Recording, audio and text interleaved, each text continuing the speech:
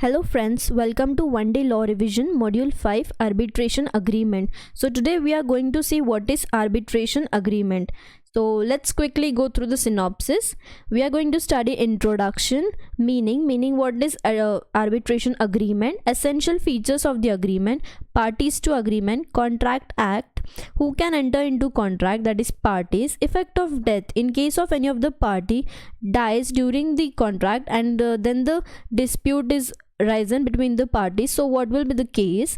Provisions in case of insolvency, rule of severability, power to refer parties to arbitration agreement, jurisdiction of court.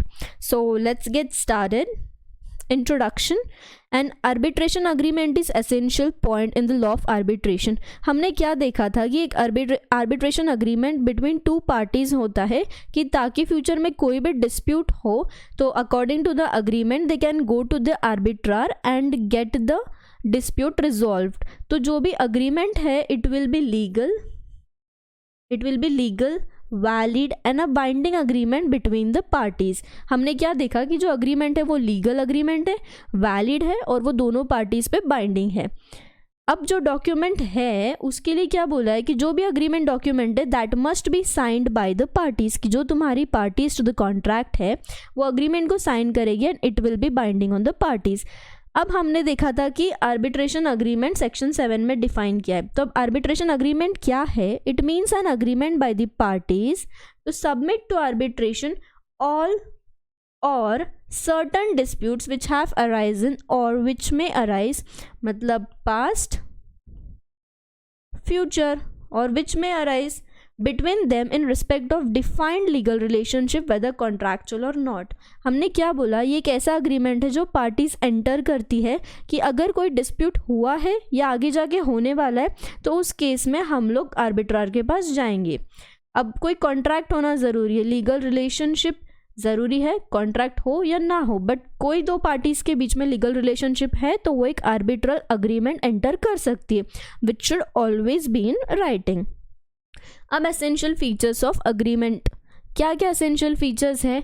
It is valid and binding agreement, की मतलब एक बार agreement दोनों party ने enter कर लिया तो it is binding, lawful and it is binding. Such agreement में be in the form of arbitration clause in a contract या तो एक सेपरेट कॉन्ट्रैक्ट. अब जो आर्बिट्रेशन अग्रीमेंट है वो एक कॉन्ट्रैक्ट में तुम एज अ क्लॉज मेंशन कर सकते हो जो भी कॉन्ट्रैक्ट एंटर किया है उसमें कि इन केस ऑफ एनी डिस्प्यूट हम आर्बिट्रार के पास जाएंगे, या तो एक सेपरेट अग्रीमेंट साइन कर सकते हो. It should be a written agreement, it should always be a written agreement क्योंकि वो एक प्रूफ डॉक्यूमेंट बन जाता है. Then it is in writing if it is contained in, मतलब राइटिंग में तो है, उसको साइन करना ज़रूरी है. A document must be sign by the parties, but नीचे के केस में साइन करना ज़रूरी नहीं है. जैसे कि अगर एक्सचेंज लेटर है, टेलेक्स है, टेलीग्राम है या कोई भी मीन ऑफ टेली कम्युनिकेशन से तुमने उसको रिकॉर्ड किया है तो उस केस में साइन नहीं भी रहा तो भी उसको डीम्ड अग्रीमेंट मान लेंगे हम लोग की राइटिंग में है. Exchange of statement of claim and defence in which the existence of agreement is alleged by one party and not denied by the other, मतलब अगर एक पार्टी ने अग्रीमेंट क्रिएट किया और दूसरी पार्टी ने उसको डिनाई नहीं किया तो हम मानेंगे कि it is a essential contract, दोनों पार्टी ने अग्री कर लिया, डीम्ड अग्री कर लिया. The reference in a contract to a document containing an arbitration clause constitutes an arbitrate agreement. जिस भी डॉक्यूमेंट में आर्बिट्रेशन क्लॉज है उसको हम आर्बिट्रेशन अग्रीमेंट बोलेंगे if the contract is in writing and the reference is as such to make that arbitration clause part of the contract. कि क्या बोला है? पहले तो जो आर्बिट्रेशन क्लॉज है वो राइटिंग में रहना ज़रूरी है और वो जिस भी डॉक्यूमेंट में है उसको हम आर्बिट्रेशन अग्रीमेंट बोलेंगे कि वो राइटिंग में है और उसमें आर्बिट्रेशन क्लॉज मेंशन है तो that is an arbitral agreement. Clear? The features are it is valid and binding. Such agreement may be in the form of arbitration clause या तो सेपरेट अग्रीमेंट, फिर राइटिंग में होना चाहिए, इट शुड बी साइंड या तो फिर तुम किसी भी टेलीकम्युनिकेशन मोड से उसको रिकॉर्ड कर रहे हो. क्लियर? उसके बाद form of arbitration in the agreement. क्या बोला है कि उसका कोई पर्टिकुलर फॉर्म नहीं है, कि कोई फॉर्मेट नहीं है, but it is legal, valid and binding. अगर डिस्प्यूट हुआ तो फिर तुमको उसी प्रोसीजर में उसको फॉलो करना है जो भी तुमने आर्बिट्रेशन अग्रीमेंट में अग्री किया था. कि for example I and one of the other party have decided कि अगर डिस्प्यूट हो रहा है तो we will go to so and so person, for example XYZ, तो हमको अब XYZ के पास जाना, ये आर्बिट्रल अग्रीमेंट में दिया है, तो in case of dispute will go to him. अब वो कॉन्ट्रैक्ट लीगल है, वैलिड है और बाइंडिंग है हम दोनों पे। कल जाके मैं ये नहीं बोल सकती हूँ कि that I will not go to XYZ, I will have to go in the case of dispute. Signature of party, section 7 specifically बोल रहा है कि आर्बिट्रेशन अग्रीमेंट में दोनों पार्टी के साइन होने चाहिए, मतलब उनका अप्रूवल मिल गया हमको। अब parties to an arbitration agreement, कौन पार्टीज? पार्टीज तो नॉर्मली वो होते जो कॉन्ट्रैक्ट कर सकते हैं, जैसे कि which are capable of entering into contract. कौन से होते हैं? Major. Minor can never enter into a contract except with legal guardian. फिर साउंड माइंड होना चाहिए, अनसाउंड माइंड पर्सन नहीं कर सकता, and the person who is not disqualified by law. So major can contract, sound mind person and the person who is not disqualified by law. अब arbitration agreement and contract act. Contract act क्या बोलता है? किसी भी agreement को जो दो parties में एंटर करता है, कॉन्ट्रैक्ट एक्ट बोलता है कॉन्ट्रैक्ट क्या है? Contract is agreement which is enforceable by law. ये हमने कहाँ देखा? Section 11 of Indian contract act. तो all agreements are contract if, कौन से अग्रीमेंट्स कॉन्ट्रैक्ट रहेंगे? जो कॉम्पिटेंट पार्टीज के बीच में हुए, वह capable, major, sound mind, not disqualified by law, out of their free consent, कि दोनों पार्टी अप्रूव करते हैं, हमारे केस में साइन करते हैं अग्रीमेंट को, for lawful object and consideration. यहाँ जो आर्बिट्रेशन अग्रीमेंट है वो लीगल है, लॉफुल है। क्या ऑब्जेक्ट है? कि डिस्प्यूट हुआ तो will go to so and so person. तो यहाँ हमने देखा कि क्या कौन से पार्टीज केपेबल है कॉन्ट्रैक्ट एंटर करने के, अग्रीमेंट एंटर करने के लिए। फिर who can enter into arbitration agreement, to go in more detail. अब हमने देखा कि अब कोई पार्टनरशिप फर्म है तो can partner enter into agreement on behalf of partnership? Depends. अब हाउ इट डिपेंड्स, अगर पार्टनरशिप डीड में दिया था कि कल जाके कोई आर्बिट्रेशन क्लॉज है तो partner can on behalf of partnership enter into arbitration agreement, तो उस केस में येस ही कैन। बट अगर पार्टनरशिप में डीड में नहीं दिया है तो ही कैन नॉट। फिर सारे पार्टनर्स को बिना पूछे वो एंटर नहीं कर सकता। अब कंपनी के केस में कौन एंटर करेगा? डायरेक्टर्स और other officers which are so authorised by the board और बाय द AOA और decided by the members, they can enter into an arbitration agreement. अब अगर हिंदू जॉइंट फैमिली है, हिंदू अनडिवाइडेड फैमिली, तो उस केस में कर्ता can make a valid reference to the arbitration and where he acts bona fide the award binds on other members।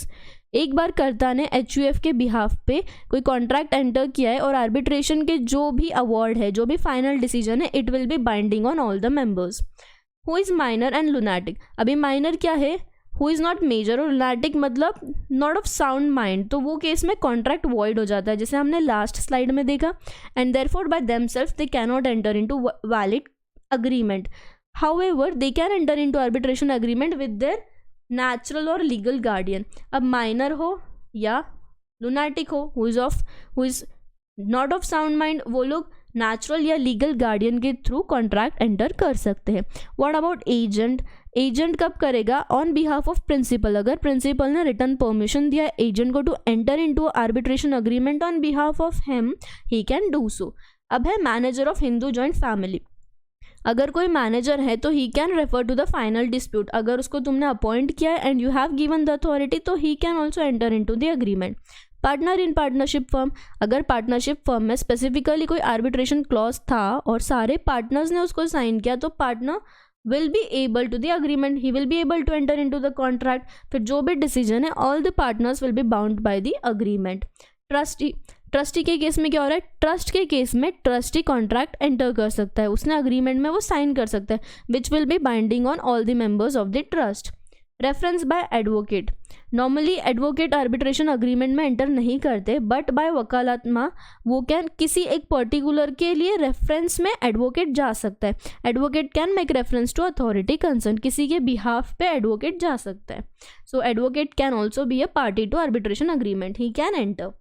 फिर executor, administrators, अभी कभी कभी क्या होता है, एसेट्स मैनेज करने के लिए या एडमिनिस्टर करने के लिए किसी उस बिहाफ में किसी एग्जीक्यूटिव को या एडमिनिस्ट्रेटर को अपॉइंट करते हैं। फिर अगर डिस्प्यूट हुआ तो he will be able to enter into the arbitration agreement. What is legatees? Disputes relating to division of assets. Division of assets के केस में लीगेटीज पिक्चर में आता है। लीगल रिप्रेजेंटेटिव, अभी अगर किसी का डेथ हो गया and before death he has entered into arbitration agreement, तो वो केस में वो अग्रीमेंट उसके लीगल रिप्रेजेंटेटिव एनफोर्स कर सकते हैं। इंसॉल्वेंट के केस में रिसीवर होता है, ऑफिशियल लिक्विडेटर होता है, वो लोग उस अग्रीमेंट को कंटिन्यू कर सकते हैं। So now you know the parties who can enter into arbitration agreement. Partnership के केस में partner, karta in case of HUF, minor, lunatic के केस में लीगल गार्डियन, एजेंट प्रिंसिपल के बिहाफ पे, मैनेजर ऑफ HUF के बिहाफ पे, trustee trust के behalf पे, एडवोकेट किसी पर्सन के बिहाफ पे, executor administrator to manage the asset, legal representative किसी की डेथ के केस में, और इंसॉल्वेंट के केस में रिसीवर कॉन्ट्रैक्ट एंटर कर सकता है। फिर है इफेक्ट ऑफ डेथ, जो हमने देखा कि अगर किसी की डेथ हो गई तो हम वो कॉन्ट्रैक्ट को रिवोक नहीं कर सकते, मतलब दी अग्रीमेंट, आर्बिट्रेशन अग्रीमेंट को हम कैंसिल नहीं मान सकते। Will not operate as revocation of the agreement and arbitration agreement will be enforceable or by against legal representative of the deceased partner. In the case of death agreement को हम cancel नहीं मानेंगे और वो कौन एनफोर्स करेगा, will be enforceable by the legal representative of the deceased party, उसका legal representative देखेगा। Provided that the right to sue or to be sued survives section 40 of arbitration and conciliation act 1996। अब हम क्या देख रहे हैं, arbitration agreement not to be discharge by death of party that to section 40 of arbitration and conciliation act. क्या बोला है, arbitration agreement shall not B discharge bye the death, और जो लीगल रिप्रेजेंटेटिव है वो एग्रीमेंट को एनफोर्स करेगा। The mandate of an arbitrator shall not be terminated by the death of any party by whom he was appointed. Nothing in this section shall affect the operation of any law by virtue of which any right of action is extinguished by the death of person. क्या बोला है कि किसी के भी death में once उसका legal representative enforce करता है एग्रीमेंट को, फिर सारे राइट्स उसको मिल जाएंगे, right to sue or to be सूड, और उसके बाद जो भी ऑपरेशन ऑफ लॉ है उसके थ्रू उसको राइट्स मिल जाएंगे, और जो जिसका डेथ हुआ तो legal representative will get the right to contract, he can enforce the agreement. Okay, nothing in the section shall effect the operation of any law by virtue of which any right of action is extinguished by the death of a person. ये हमने देखा death के case में क्या होगा, तो death के case में हमने देखा कि कॉन्ट्रैक्ट कैंसिल नहीं होता है, agreement will not operate as revocation and it will be enforceable by the legal representative. ये हमने सेक्शन 40 में देखा। फिर 41 provision in case of insolvency, 40 था डेथ, 41 है इंसॉल्वेंसी। इंसॉल्वेंसी के केस में क्या होता है, that any dispute arising thereto or in connection there which shall be submitted to arbitration. जो भी था वो आर्बिट्रेशन में सबमिट होगा, बट कौन करेगा, अगर रिसीवर अडॉप्ट करता है कॉन्ट्रैक्ट को तो वो एंटर कर सकता है, एनफोर्स कर सकता है बाय और against him so far as it relates to any such dispute. Insolvent person के केस में receiver has the right to enforce the agreement. उसका सब सेक्शन 2 क्या बोलता है, किसी पर्सन ने कॉन्ट्रैक्ट एंटर किया था, अग्रीमेंट साइन किया था और उसके बाद वो इंसॉल्वेंट हो गया, तो उस केस में पहले तो उसके पास थे सारे राइट्स, बट फिर रिसीवर अगर चाहे तो कोर्ट को अप्लाई करेगा, कोर्ट को डायरेक्ट करेगा कि मैं अब उसका रिसीवर हूँ, and then court will direct that the matter in question shall be submitted to arbitration in accordance with the agreement, कि जो भी मैटर है तुमको आर्बिट्रेशन अग्रीमेंट के अकॉर्डिंग एंटर करना है, एंड द जुडिशियल अथॉरिटी अगर उनको सही लग रहा है, having regard to the circumstances the matter out to be determined by arbitration make an order accordingly. अगर उसको लग रहा है कि रिसीवर के पास वो फॉरवर्ड करना है तो he will, otherwise to the insolvent person. तो यूजुअली रिसीवर अडॉप्ट कर लेता है कॉन्ट्रैक्ट को। Now the contract is enforceable by the receiver. फिर है rule of severability. Severability doctrine में बोला है कि arbitration agreement even though included in any related closely underlying commercial contract is separate and autonomous. हमने क्या बोला था कि जो अग्रीमेंट है वो या तो जो हमारा कॉन्ट्रैक्ट है उसी में डिफाइंड होगा कोई अग्रीमेंट क्लॉज, या तो वो सेपरेट अग्रीमेंट हो सकता है। तो यहाँ क्या बोला है, वो सेपरेट हो या वो किसी क्लॉज में मेंशन हो, उसको हमें सेपरेट और ऑटोनॉमस मानना है, मतलब separate from the one entered in the contract. तो वो अग्रीमेंट अलग है and this is arbitration agreement. So that is rule of severability. अब इसमें क्या बोला है, severability doctrine is that parties agreement to the arbitrate consists of promises that are distinct and independent from the underlying contract। हमने क्या बोला कि जो अंडरलाइंग कॉन्ट्रैक्ट था भले ही उसमें क्लॉज था, but this arbitration agreement will be consisted as a promise that are distinct and independent from the underlying contract. Underlying contract अलग है, arbitration agreement अलग है. This was articulated comprehensively by the United States Supreme Court in Prima Paint Corporation versus Flood and Conflict Manufacturing Company, where the court ruled that arbitration clauses can be separable from the contract in which they are included. जिस भी contract में arbitration clause आया है उसको separate arbitration agreement consider करो और वो contract को अलग. That is rule of severability कि contract अलग है, arbitration clause अलग है. Clear? उसके बाद power of court to refer parties to arbitration. यहाँ क्या बोला है, once parties enter into an agreement, तो फिर कोर्ट के पास पावर है कि जब भी आर्बिट्रेशन एग्जीक्यूट होगा तो वो पार्टीज को बोलेगा कि now you have to refer to the arbitration. A judicial authority before which an action is brought into the matter which is a subject of arbitration agreement, if the party to the agreement or any person claiming through or under him so applies not later than the date of submitting his first statement. वो क्या बोल रहा है कि now when the judgment is there, तो फिर court क्या बोलेगा, court by order of the Supreme Court refer the parties to arbitration unless it finds the prima facie not valid arbitration agreement. Court बोलेगा कि जो भी parties है to the agreement they have to now accept the award and the award will be binding. but अगर वो जो arbitration agreement है वो valid नहीं है तो then court cannot refer the parties to the arbitration.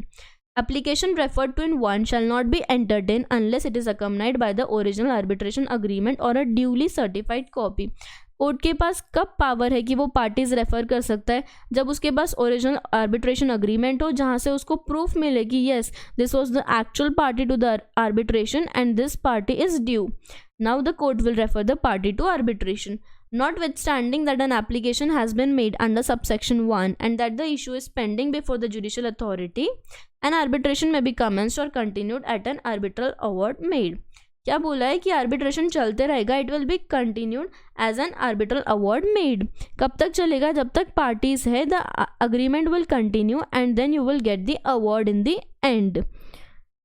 फिर जुरिस्डिक्शन ऑफ कोर्ट. अब यहाँ क्या बोला है, सारे प्रोविजंस छोड़ के notwithstanding anything where with respect to any arbitration agreement, जहाँ एक arbitration agreement any application under this part has been made to the court. Arbitration agreement के थ्रू कोई भी एप्लीकेशन अगर तुमने कोर्ट को किया है कि particular court shell alone have the jurisdiction over the arbitral proceeding, कि तुमने किसी कोर्ट को एक एप्लीकेशन दिया है कि सिर्फ यही कोर्ट हमारा केस देखेगा, अगर हमारे बीच में डिस्प्यूट हो रहा है तो सिर्फ इसी कोर्ट को हमने पावर दिया है, जुरिस्डिक्शन दिया है कि वो हमारा आर्बिट्रल प्रोसीडिंग देखेगा. And all the subsequent applications arising out of that agreement and the arbitral proceeding shall be made in that court and in no other court. अगर ऐसा एप्लीकेशन हमने दे दिया कि किसी पर्टिकुलर कोर्ट में ही court alone shall have the jurisdiction and all, तो फिर सारे subsequent application arising of the agreement and the arbitral proceeding सिर्फ उसी कोर्ट में होगी and in no other court. अगर स्पेसिफिकली मेंशन किया है तो सिर्फ पर्टिकुलर कोर्ट में ही सारी प्रोसीडिंग्स होंगी and not in any other court. So I hope you are clear with the topic. Let's go through this synopsis once again. हमने introduction में देखा कि आर्बिट्रेशन अग्रीमेंट क्या होता है, उसका मीनिंग देखा कि दोनों पार्टीज़ को एंटर करना पड़ता है इन दी अग्रीमेंट, कि अगर डिस्प्यूट हो रहा है तो पहले से एक अग्रीमेंट हमने एंटर कर रखा था which should always be in writing. Essential features में देखा था कि it is valid, it's binding on the parties to agreement में देखा था कि कौन कौन कर सकता है, capable parties, competent parties. Contract act में देखा था फ्री कंसेंट ज़रूरी है. फिर parties to the contract major होना चाहिए, नॉट ऑफ अनसाउंड माइंड या not disqualified by the law. Who can enter into contract में देखा था पार्टनर्स, कंपनी है तो डायरेक्टर्स, कर्ता इन the case of HUF, legal representative and so on. Effect of death देखा था कि डेथ है तो लीगल रिप्रेजेंटेटिव, इंसॉल्वेंसी है तो जो भी रिसीवर है या ऑफिशियल असाइनी है. रूल ऑफ सेवरेबिलिटी में देखा था कि जो क्लॉज है even if it's in particular contract तो वो आर्बिट्रेशन क्लॉज को सेपरेट मानो, सेपरेट अग्रीमेंट मानो और जो कॉन्ट्रैक्ट है उसको अलग. सो दिस इज सेवरेबिलिटी कि एप्लीकेशन अलग, अग्रीमेंट अलग है आर्बिट्रेशन और कॉन्ट्रैक्ट क्लॉज अलग है. Power to refer parties to arbitration agreement कि कोर्ट के पास पावर है कि वो पार्टीज रेफर कर सकता है.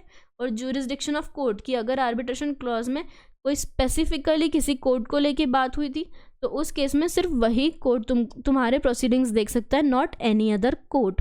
सो I hope you are clear with the topic. Thank you.